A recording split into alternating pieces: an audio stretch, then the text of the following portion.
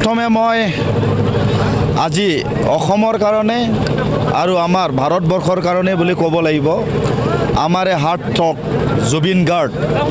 তেখেতৰ যি খবৰ সেই খবৰ শুনি আমি বিশ্বাস কৰিব পৰা নাই মই এতিয়ালৈকে তেখেতৰ যি ছবি সেই ছবিবোৰ মোৰ সন্মুখলৈ আহি আছে গতিকে মই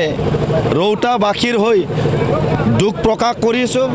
আৰু ভাষাৰে বুজাব নোৱাৰোঁ আজি আমাৰ ৰৌতা সমষ্টিত ৰাতিপুৱাৰ পৰা ভিক্টৰী ৰেলী আমি আয়োজন কৰিছিলোঁ আয়োজন কৰি আহি থাকোঁতে বাটতে আমি এই খবৰটো পাই খুব দুখ প্ৰকাশ কৰিছোঁ আৰু আজি দিনজোৰা যি কাৰ্যসূচী আছিল সেই কাৰ্যসূচী আধাতে আমি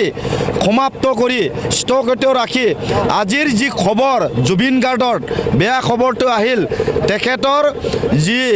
এই যে খবৰটো পাই আমি সকলোৱে মৰ্মাহিত হৈছোঁ গতিকে দুখ প্ৰকাশ কৰিছোঁ আজি সঁচাকৈ ভাল দিন যদিও আজি বেয়া দিন যি এটা খবৰ আমাৰ মাজলৈ আহিল গতিকে মই তেখেতৰ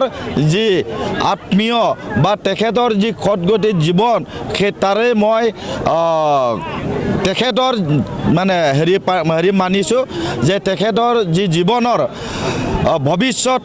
তেখেতে যি আমাৰ মাজত কাম কৰি থৈ গৈছিলে সেইখিনি আমি কেতিয়াও পাহৰিব নোৱাৰোঁ মই এই সময়ত আমাৰ গোটাই কাৰ্যকৰ্তা